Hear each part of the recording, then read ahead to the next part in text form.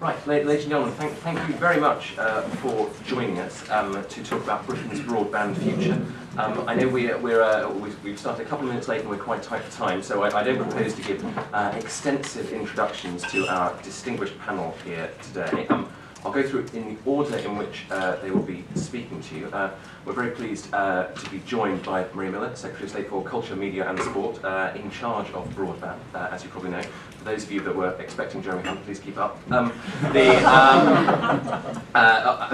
Chris, you will be speaking second, Head of Digital Government at Policy Exchange, our very kind hosts. Dido Harding, Chief Executive of TalkTalk, our very kind sponsors, and Marketa Mach, Chief Executive of Go Online, of which Martha Lane Foxy is chair, so the people in charge of getting people to use the internet. Without further ado, Maria. Thank you so much. Yes, and I'm not, definitely not Jeremy Hunt, but I think share with Jeremy an absolute passion for making sure that broadband in this country is the best it can be. You know, you've been hearing this week in Party Conference about our plan for Britain. You've been hearing about the fact that we've had to make some tough decisions. And you've also been hearing about the fact that if we're going to be successful in a global marketplace, then we have got to make sure that we are ahead of the curve in many areas. And for me, making Britain one of the best places to set up a new business or to grow a business is about having the right infrastructure in place. And I'm sure I don't need to convince anybody in this room that broadband has to be part of that, and connectivity has to be part of that in the broadest sense. And you'll no doubt be unsurprised to know that it's one of my top priorities to make sure that we are delivering on this in the best way possible, but also in the speediest way possible too. Because we've got to make that sort of competitive advantage a reality as soon as we are able to. And our ambition in this area, I think, is strong. To be the best broadband network in Europe by 2015, with 90% of premises having access to superfast broadband and universal access to at least 2 megabytes. Now, there's been good progress being made here. BT's accelerated its plans to bring superfast broadband to 2/3 of the country by 2014. Virgin's on track to deliver on its part of the network too, and Fujitsu working incredibly hard on their investments as well. I think what we have to do is to make sure that our approach is really meeting that sort of global challenge. And we are very clear that it's not simply about speed. It's all about having the best network coverage at the best price, and having the best choice there as well, so that we can have the best network in Europe. Now, Ofcom will be publishing its first assessment of the UK's sort of progress in the summer, and we're taking, as you all know, a technology-neutral approach on all of this. And the modern communications infrastructure that we're putting in place, I think, will bring the sort of far-reaching benefits that businesses and consumers are crying out for, including access to new markets and making sure that we can also deliver public services more efficiently as well. And any MPs in this room will know that that is a really vital part of the programme as well. Quick run through of exactly what we're doing.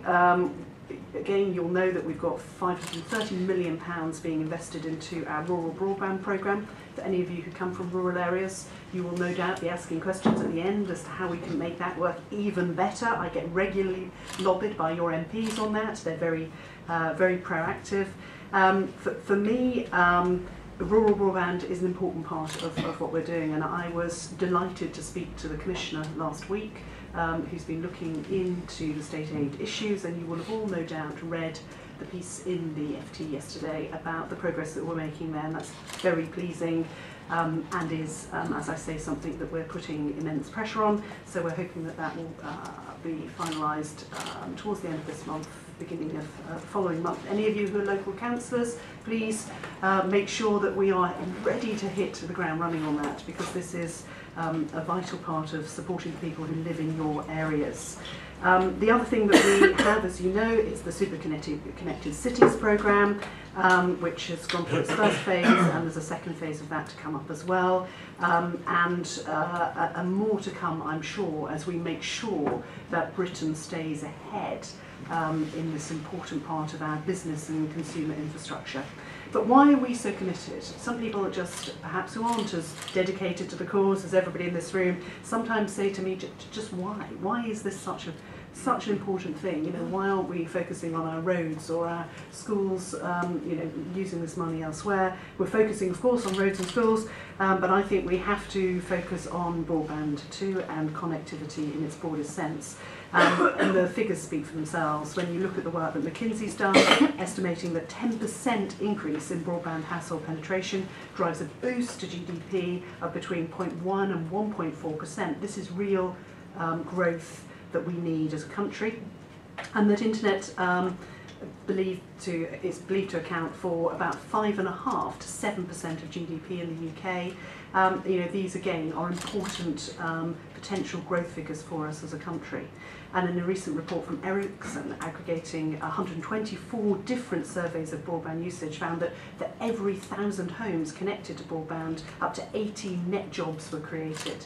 Now, you'll have all heard that we've created a million new jobs in this country since the government came into position. We want to see more jobs created, and this is an obvious opportunity for us to be able to support businesses to be able to do that in the future. Last but by no means least, many of you will also be aware of the fact that retail sales online now are a growing opportunity for us, and more than 10% of retail sales are now online, compared with an average of less than 6% across the rest of Europe. Again, an opportunity, a way to reinforce the competitiveness of Britain, reinforce the importance of economic growth at this difficult time that we face. This is a basic part of our infrastructure and something that is my top priority. Lovely. Thank you very much, Maria. We turn now to Chris from Policy Exchange, Head of Digital Government, so slightly different focus. Okay, thank you. So what I thought I'd do this morning is just share a few findings from a programme of research that we have underway at Policy Exchange on UK broadband policy, and just throw out a few data points which might be of interest to you in the audience, and maybe we can explore these in the Q&A at the end.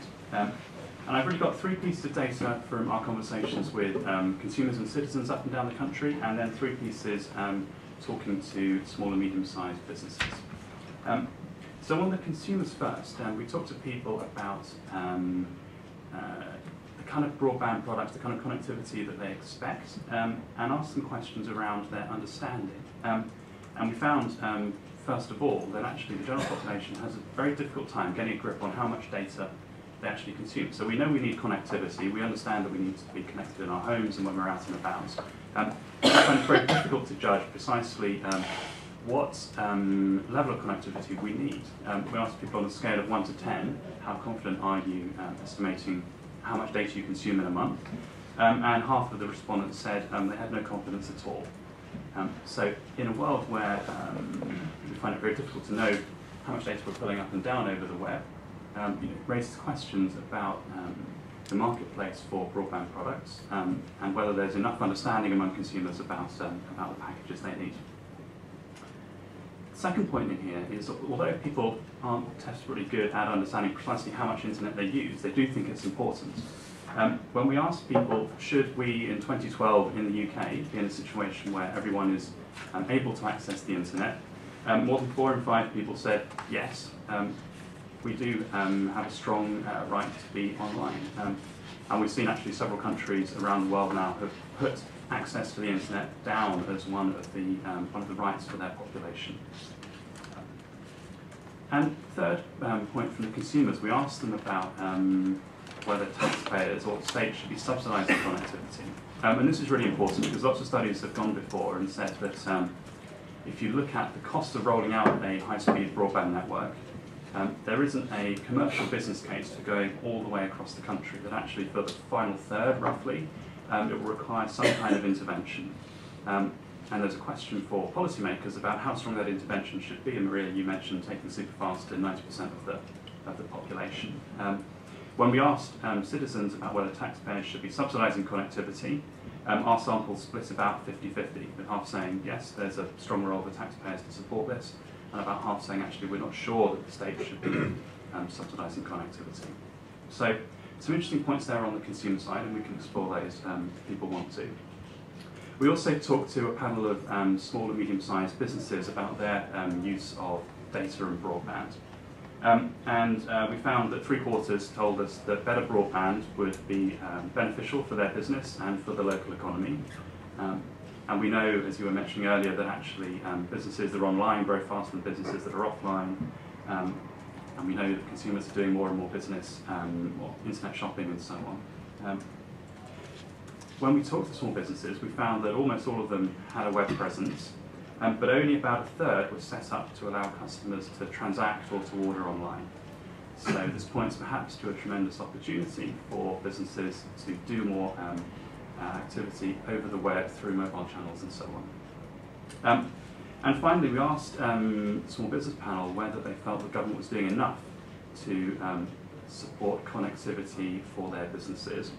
And here the picture was a little less rosy. We found that only 2 in 10 small businesses said they felt the government was doing enough to improve connectivity in their local area.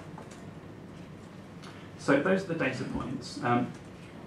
For me, the curious thing about broadband in the UK is that we don't have the fastest network. In the league tables, we're about middle ranking at the moment, depending on which metrics you look at. We don't have the most fibre laid. We haven't been the first to market with 4G mobile devices, although we're making progress on that. But the UK is tremendously strong on measures of the internet economy. So we know that the internet accounts for a greater share of GDP in the UK than it does in any other G20 country. We know that we do more business online, we have a higher share of advertising spend online than other comparable countries. Which suggests actually we are in a positive position if we can get our arms around the broadband challenges. The word infrastructure has been mentioned. I think it's absolutely right. We need to start thinking about connectivity and broadband as part of the infrastructure of the 21st century, the same way that we've thought traditionally about roads and rail and other types of infrastructure.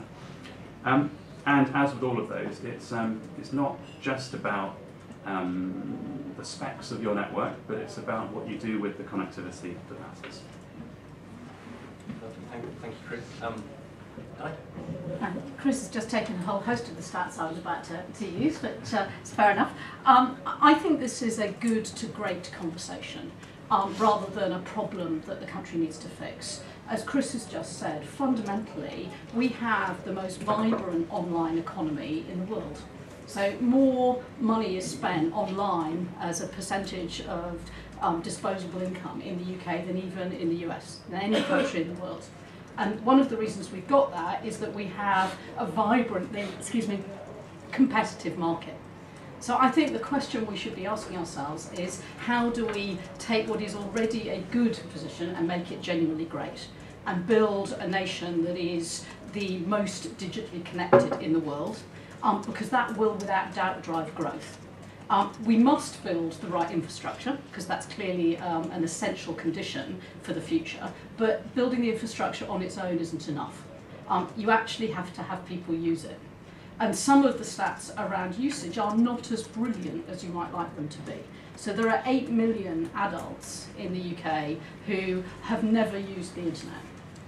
As Chris has just said, there are only a third of small businesses, stats range between 15% and a third, have a transactional website. If we're looking to drive export-led growth in these troubled times, one of the easiest ways is to help small and medium-sized businesses transact online, rather than having to get on an aeroplane and deal with overseas trade that way.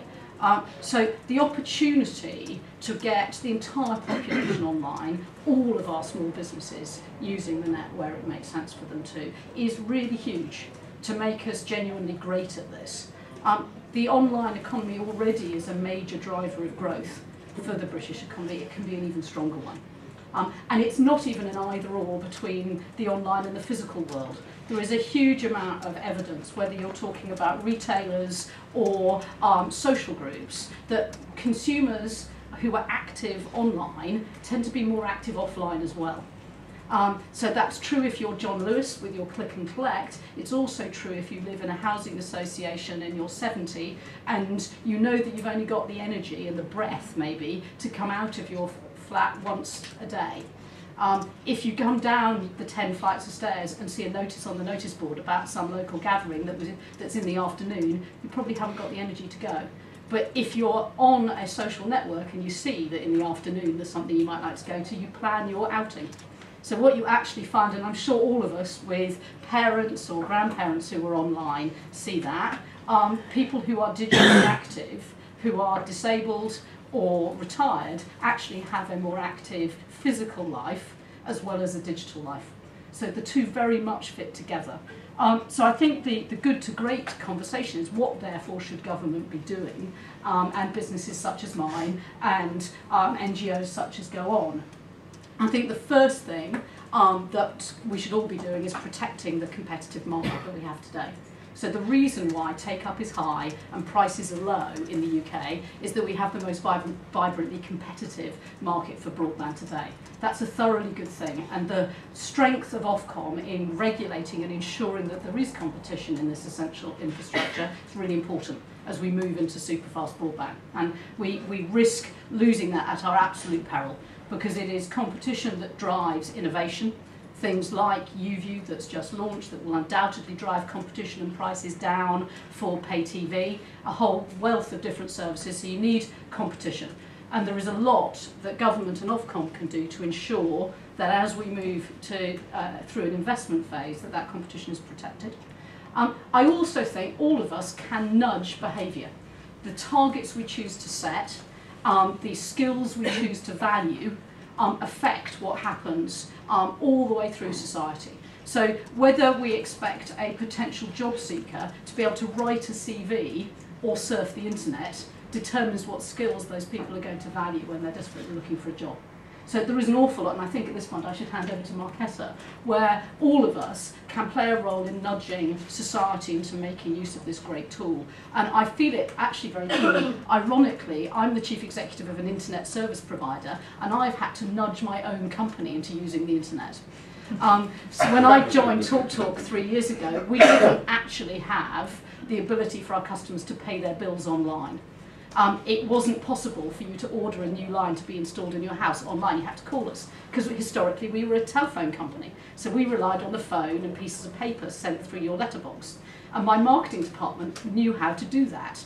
They didn't know how to market online, even though we sold the darn thing. And so it required leadership from me and from my senior team to get people to change, because change in any organisation is hard. And every single person in this room has grown up not being a digital native. My children have never known a world without the internet. All of us did. So, and all of our marketing departments, our manufacturing departments, our finance departments and businesses like mine have grown up without it. So it does require leadership to move the dial if we're really going to harness the power of something that we are already good at, that we could truly be great at. Very much. Speaking of nudging behaviour. Yes, nudging and behaviour and stealing of thunder. So as you can imagine, Dido, if that's the way you felt in position 3, imagine where I am in position 4. I suppose the cheering thing about that is that there is considerable alignment in the point of view, despite the variety of panellists that we have before us. So I'm here representing Go On UK. We are chaired by Martha Lane Fox, and we are a radical cross-sector partnership and charity that has been founded to make the UK the most digitally capable nation in the world. And we've managed to get a very interesting group of people to coalesce around a table. And they include E.ON, the BBC, the Big Lottery Corporation, Age UK, Lloyds, the Post Office, Everything Everywhere, and of course, last but not least, TalkTalk. And I think what we see there is a great variety of organizations, but a shared mission in making the UK the most digitally capable nation in the world. And for us, that is comprised of 3 things: of infrastructure, of services, and of skills. And I think why we're uniquely sort of placed to comment on this is because we sit there working across sectors, so whether that's government, third sector, or the commercial sector, we're divested of any kind of particular channel or audience interest, so we're not here to advocate for a particular group. What we're advocating for is what is best for the UK from the standpoint of digital capability.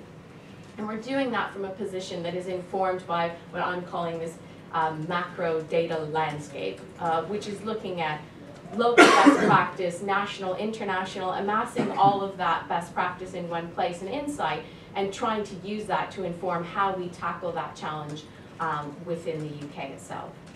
So as I mentioned, for us it's about three things: infrastructure, services, and skills.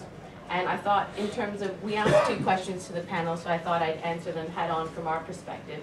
In terms of the importance of universality, we think it's absolutely paramount. The internet today is an essential service, it is an economic driver, it is a social connector, it is transformative to UK society, to global society, and to think that anyone should be left behind or excluded in the process of that transformative change is just completely unacceptable. Secondly, in terms of our views on policymakers and what regulation can do to try and drive a good outcome here, not only for the industry but as well as consumers, we think that at the heart of that is competition, because competition introduces choice for the customer, fair treatment for the customer, and drives down cost, which helps to facilitate accessibility for those who find it most difficult to pay for these services. But I was going to say, unfortunately, today's conversation has missed the point, and that's about skills. I'm pleased to hear that that has been foreshadowed earlier in the argument, and that is, we talk about infrastructure driving growth or social cohesion and a multitude of other things, but fundamentally, unless people know what to do with that infrastructure, none of those values can be extracted. So we're living in a society where 10.8 million people are not using the internet. Another 9 million people don't know how to. So that's 20 million people who don't know what to do with the pipe, even if it's there. And that impact exists not only on individuals, but organizations as well. You've got 14% of SMEs that are transacting, a quarter of SMEs, or 25% of SMEs, who are struggling to use the internet, even for basic business transactions. And that is despite the fact that if they are using the internet effectively, they grow 8 times faster. And you'd think that given the focus on the economy at the moment and growth, and our hope that growth is going to come from SME, that this would raise people's eyebrows and spark people's interest. And we don't think that the interest is quite there. And that extends, this challenge that exists within SME exists within other small organizations. When you look at charities, for example, in the charitable sector, fundraising is such a core part of their function, and yet 50% of charities don't know how to use the internet to even do the basics of fundraising. So I suppose, unfortunately, it's not an issue of, or not a matter of if you build it, they will come. If only it were so. And probably the starkest example of that is Northern Ireland, where we see penetration of, I believe it's super fast broadband, I'm sure Dido will correct me, circa 95%. You've got a quarter of the population that is not using it, which seems such a crying shame. And particularly when we've heard stats from the audience about the benefits being as huge as they are, internet contributing more to GDP for us than anyone else in the G20. And PwC report, that's a new one, I think, that hasn't been cited yet today, but talking about the potential uplift of sort of 22 billion plus if we were to get the people who aren't online at the moment online. So I suppose in sum, we need to invest in skills creation in order to unlock the benefits of the investments that have been made in infrastructure and in services. And so I suppose we would hope that when we see investments of £1 billion made in broadband rollout and the kind of savings that we're going to be, or the returns that we'll be seeing from the 4G auction, that we would hopefully consider, you know, if even 5% of that were spent on developing the skills to unlock how the rest of that investment spend is being made, it's certainly worth considering. So if anyone after my spiel is in doubt that skills are the way to go, we are aiming to launch our own report on November the 7th, which will be a business and social case that we've worked on developing with Booz & Co. We will also, as a founder partner group, be launching our commitments, demonstrating what we're going to do about addressing this challenge between us. So watch this space. Thank you very much, Marketa, and to the rest of the panel. It's a packed room, so my proposal would be to go straight out to the floor to questions. Can I have a show of hands, and then we'll see how many we take. If I take them in pairs, gentleman standing at the back, and then gentleman right at the front, please. I'm Peacock from SSE. Just interested around sort of, I guess, competition in broadband. Do we think it's easy enough for new entrant retailers to get in, get access to the networks, or do we need to do more in this area? I know it's something that Ofcom are also very interested in. Thank you. Rahul Bansali, Hudson and York. Picking up on the competition point, I'm interested in the panelists' thoughts of there's a dichotomy between the push for superfast broadband and a push for rural broadband. And you're seeing a situation where bidders for infrastructure in the rural space are dropping out of competitions, for Fujitsu recently, and leaving a market of one, which, as Dido has very eloquently said, is uncompetitive. And I just wondered the panelists' thoughts and how we deal with that dichotomy. Which of you two would like to go first? I'm happy to do both of those. If I put the two together, if I start, is it easy for new entrants to come in? Unfortunately, not at all. This is a scale business. So if you take first the infrastructure, is it easy for someone to build the capability to actually build the infrastructure? Absolutely not at all. And I think that's what we've seen with the BDUK process so far. And actually, I don't think that should be a problem for competition in the long run, provided the monopoly infrastructure builder is well regulated. I don't think it makes economic sense to have competing fibre cables going to cabinets and going to homes. What has worked very well in the last generation of copper has been then forcing that monopoly provider to make their product available to a variety of different retailers, such as yourselves.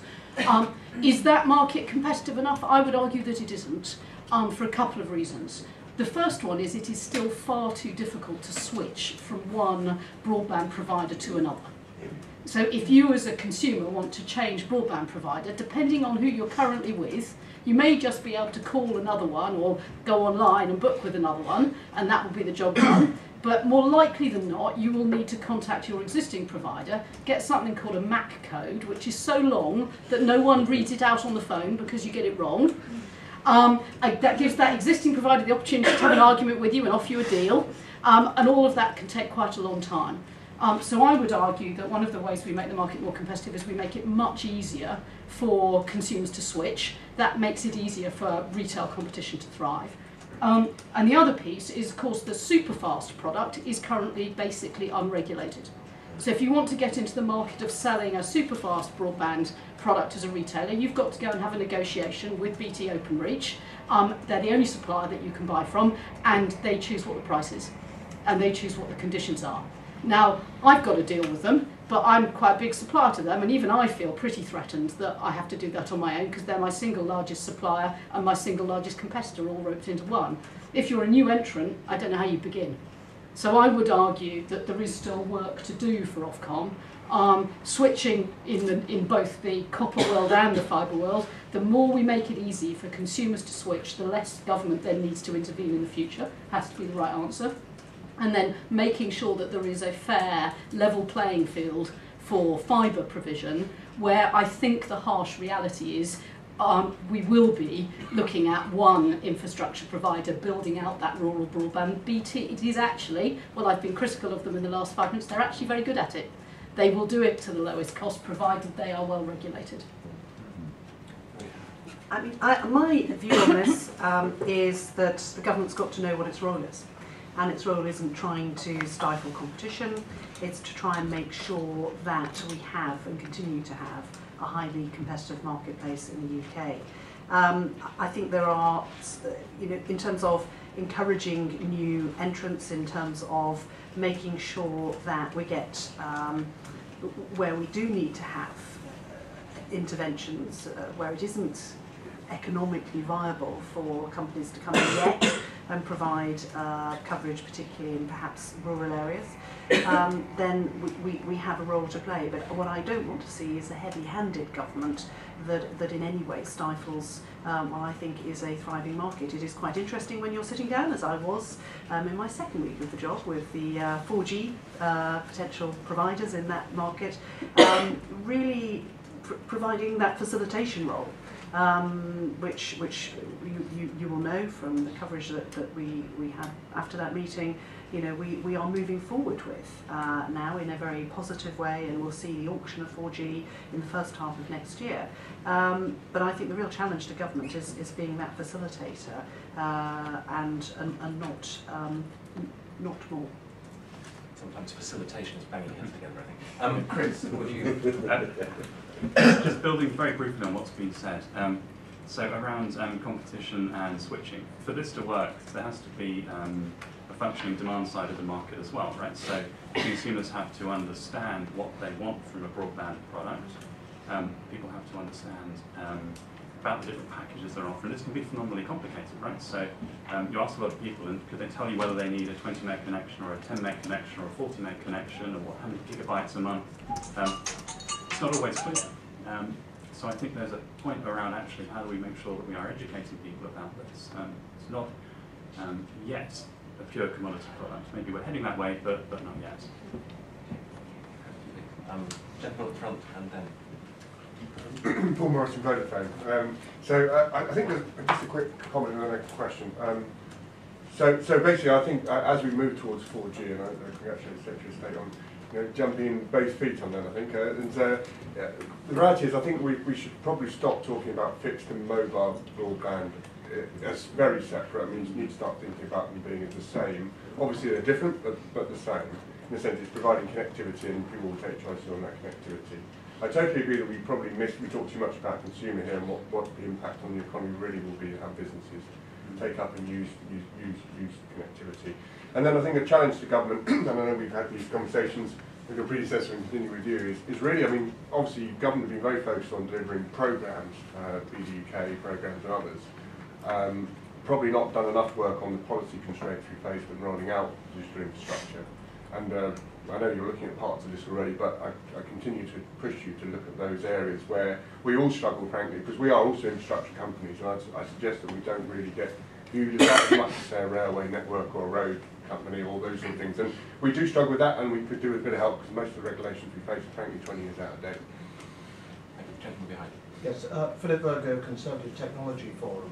I wanted to pick up Chris Yu's point on the very high penetration of SMEs using websites and the very low proportion transacting online. How far do you think that is to do with the difficulty of getting the symmetric connections that you need if you're going to transact online, and the cost of leased lines being protected as against symmetric broadband? And how far is it other things like the way in which the small firm disproportionately bears the risk of chargebacks, fraud, the rest of it, bearing in mind that there's been a lot of research done recently by Fighting Fraud Together on the concerns and fears. Which is it? Which should have the priority, the infrastructure or the other factors? I think it's a bit of both. Sorry, it's a sit on the fence answer. There are increasingly products that compete with leased lines that are much, much cheaper in the fibre space. So you can get a product called an Ethernet first mile connection that will cost you about £1,000 a year for a symmetrical 10 meg line, or you can buy it in chunks of 10 up to a gig if you want. But for £1,000 you get 10 meg symmetrical, which is ample for a shop or an active online business, and that's much cheaper than a leased line. And that market, by the way, is booming, growing and growing. So and you want to have a very competitive market in that to encourage businesses to take it. But it's relatively new. I think what you describe is a whole host of fears and worries, where, if I put it back to my business, I think that big companies, we've got a bit of a role to play in helping role model and explain how you set these things up so that you don't have the fears and worries that people are seeing. because it's perfectly possible to be a very small sole trader and trade online safely and securely and very profitably. But it's new, and if you are a small business that has never used it, it's every bit as scary as my marketing team found it moving off using the phone. It's exactly the same. Sorry, That's all right. I was going to particularly realise that I couldn't answer your question. I'm glad I did. But try and answer the question in the front there from Vodafone. You're absolutely right. We can't. We've got to find the solution for people on the ground, which is right for them, and that's not going to be one solution, it's going to be a multitude of solutions, and I think that that's what I've been pleased to see, that there's already a lot of work in play to look at a whole host of ways that we can make sure that every part of the country can have access to connectivity as far as possible, and working within all of the geographical constraints that we've got, so whether that's 4G or the mobile infrastructure projects, all of those I think are important. But I think the key issue you brought up was on policy constraints, and I hope you were somewhat reassured that within 24 hours, the very first thing that I did was, working with colleagues in other departments, was to announce some important deregulation there, because if we're really going to support rural areas that are facing the acute economic problems in terms of keeping industry in them, keeping people living in them, then we've got to make sure that they have access to the sort of connectivity which makes a real difference. And some of the planning constraints that are there have been causing hold-ups in the rollout of this important infrastructure, and with important principles in play, I think having deregulation in that area is really important. It's about keeping jobs in our rural communities, it's about keeping people living in our rural communities and able to work in our rural communities. We seem to be ping-ponging between front row and the gentleman further back, so I shall skip to the back again on SME. And I think that I'm sure that those issues do play a role, but in the research that we have been looking at, and particularly in work that we've done with Lloyds, where we were commissioning a particular piece of research, we find that when you start unpacking people's concerns about cost or other limitations, that's actually due to a lack of understanding of the issues, of complexities that might arise, of commercial impact. But they don't actually know how to use technology. So they don't know what it can do for their business. They don't know how to deploy, whether it be e-commerce or social media. They don't know how to set it up. They don't know who to talk to. So I think that there is a concerted education piece here that needs to be done, along with the education around cost implications. So it's what do I do with it, as well as it's not going to cost me too much to do that for the sake of opening myself up to much greater markets that I would otherwise have access to. Okay, very briefly. Philip, I'm hoping this is going to be an empirical question, so I haven't got the data here to run the analysis, but in the work that we did, we asked the companies involved about their connections. We also asked some metrics about how forward-looking they were about technology. So maybe as we head towards the kind of conclusions of our work, we can unpick your question with some data, so and we'll get back to you on that. Yeah. And I just wanted to underline Paul's point about convergence. So it feels to me that for too long we have this one conversation about wired internet and how much fibre can we get in the ground, and then we have this other conversation about 4G and masts and spectrum. But at the end of the day, it matters less and less whether you're plugging a cable into your computer or a dongle or it's your smartphone. And the point is you've got access to the web. And we're seeing some of the technologies now converge to the point where you have broadband delivered into your home over an LTE connection from a mast. For consumers, it really is ceasing to matter what the channel is. And I think for policy, we have to start looking at it from that perspective. Two more, please. Gentleman at the back, and then other gentleman at the back. Thank you very much. My name's Ken Pollock. I'm a councillor for a rural area of Worcestershire, and I just wonder whether the Minister might be able to advise us on what has been going wrong with the state aid approval. We were told July, then September, then it became autumn, then it was October, now it's late October, early November.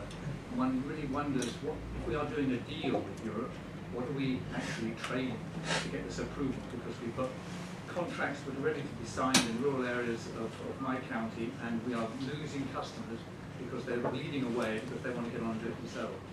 And the other thing that is very important, obviously, is the price, and I just wonder, ask if you like a rhetorical question, whether you'd like to comment on the dismissal of Mr. Keeley, who was part of our negotiations, for revealing that internal memo of BT about actually charging excessive amounts for rural broadband. Lovely. And gentleman at the back. Jackson from Engineering UK. A question about skills.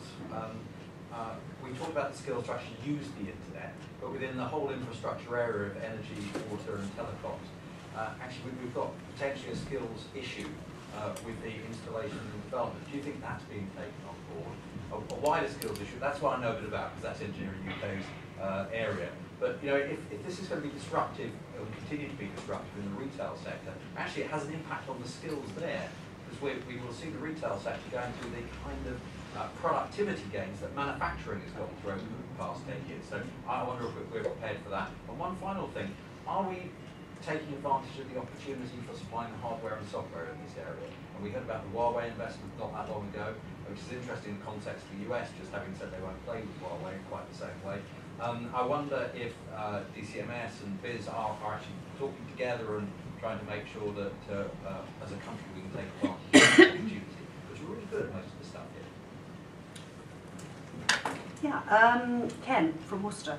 I share your frustration enormously. Having been in the job for about a month, I understand that actually we're on the fast track, which perhaps to smiles. Look, it is important that we get through the state aid issue. It's absolutely vital that it is resolved as quickly as possible.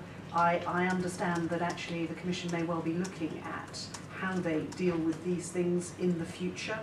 And in many ways we are, as has been laid out very well here today, you know, we are pushing forward on this far more briskly than others, and perhaps therefore we're encountering some of these issues. But you know, this won't be the first or last time that we'll be going to the Commission to talk about these sorts of things, and you can have my firm assurance that I will be pressing for a meeting with the Commissioner to talk about how we handle these things in the future. I've already had a telephone conversation with him to that effect. But really the nuts and bolts now are that it would appear that we are shortly going to be out of this particularly difficult period, and we will be pressing the button to go full steam ahead. And I think really now the questions are down to local councillors to know where they are in terms of the rollout plans, making sure that they've got their procurements in place, and making sure that they really are challenging themselves to enable the organisation they're working with to deliver as quickly as they're able to, because I'm sure you as a councillor get as much of a postbag as I do as an MP from people really wanting to have access to faster services. So I would just ask you to go back to Worcestershire, and working with your local MPs, really be as flexible as you can be in the way your programme is going to be rolled out locally, so that it can be done as quickly as possible, and that we can really realise this, as Dido said, you know, moving from good to great as quickly as we are able to. Maybe I'll talk about skills. Two maybe separate perspectives. The first one would be the growth of all these digital products is actually driving a considerable demand for skilled engineers. So we've just recruited in TalkTalk 500 engineers to install our new internet TV product. OpenReach are busy recruiting a number of engineers from the armed forces, partly because the weather has been so dreadful, there are an awful lot of cables that have got waterlogged or whatever, but also because of the demand for new broadband connections. So I think that's a really good thing, and it highlights how important it is that we're building an engineering workforce for the future, and how much we all need that. So we should think of this as a driver of growth in employment in and of itself. In terms of your second point around the transformation of the productivity in retail, in my past life I spent a decade with Tesco and Sainsbury's. I'm a retailer by trade rather than a telco person. I don't think that this spells the death of retailing, quite the opposite. The retailers that are doing really well at the moment are the ones that are mixing the digital with the physical. But your fundamental point of it requiring a transformation in the skill set of retailing, I think, is completely true. That businesses and retail businesses are going to need to learn how to do that. We should have great faith that we will do that brilliantly in Britain. We have some phenomenal retailers that are absolutely the best on the planet, and some of the most advanced online retailers anywhere in the world, and we should be celebrating that and encouraging that and making sure that you've got, you know, comes back to my basic point, why do you want to have everyone online? So that actually we can build this really thriving economy, leveraging some stuff we're brilliant at. We have some great engineering talent and we have some great retailing talent. Two more very quick questions. Gentleman who put his hand up very quickly. One more hand if someone could be ready. My name is Nicholas Lance, I'm Secretary General of ISPA, which is the UK's Internet Trade Association. You mentioned earlier some of your keenness to deregulate. I wonder if you've got any thoughts you can offer to the audience about how you can address a number of issues that are affecting the internet industry, such as the Traffic Management Act, which is introducing permit schemes, which is increasing the costs of digging up the roads to put down fibre. Another one which is looking at regulation of content, more and more, not just illegal content, but actually legal, although possibly harmful content, but increasing regulation in that area.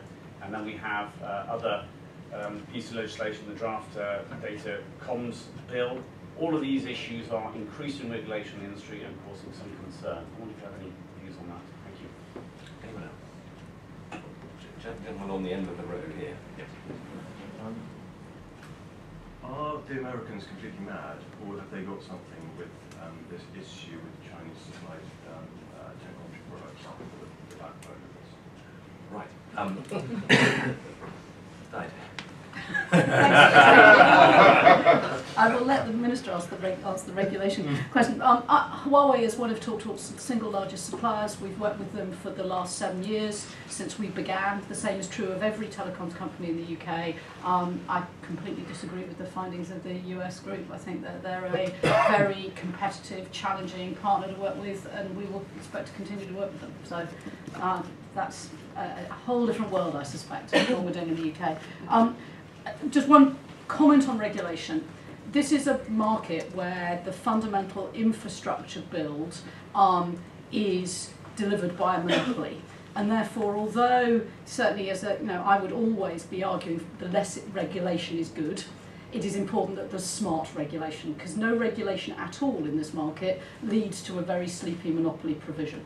So you always have to balance those two. Having said that, I would absolutely agree with Nicholas's view that we must always have the minimum regulation possible to create a competitive market and to let the market and consumers and businesses drive what is actually a great British success story in the making. So it is with that balance, though, we need to make sure that there is that competitive landscape. So regulation in this sector is very important.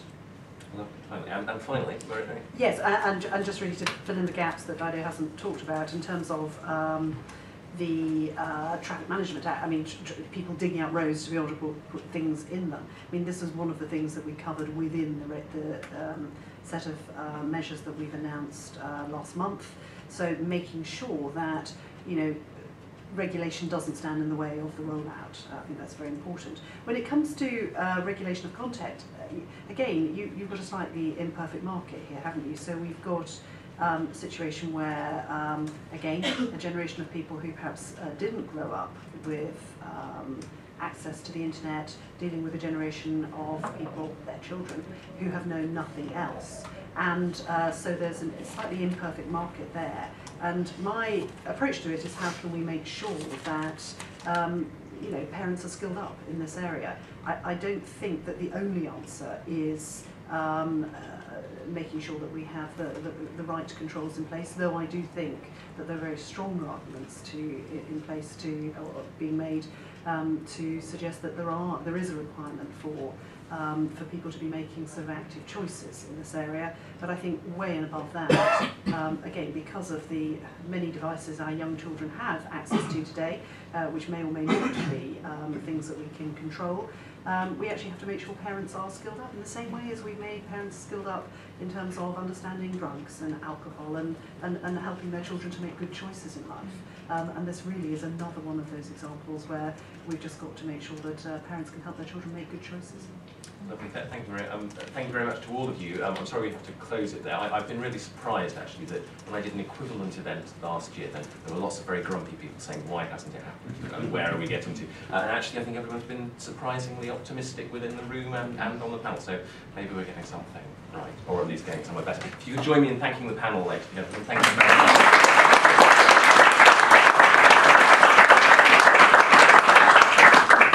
You've got about 2 minutes to run to Boris, if that's where you're going.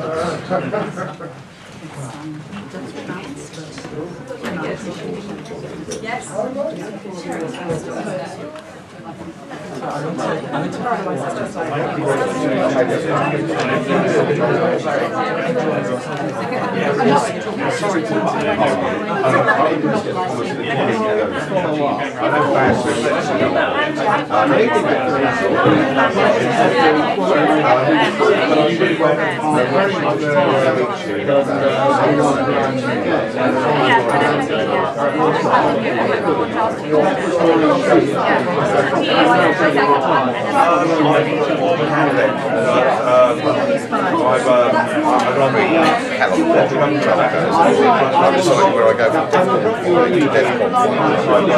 saying, can you play nicely? That's where I started. To the point where, of course, I hope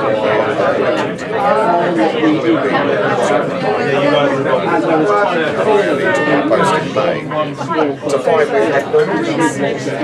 So I'm not doing that. Yes, we'll do. So I'm dropping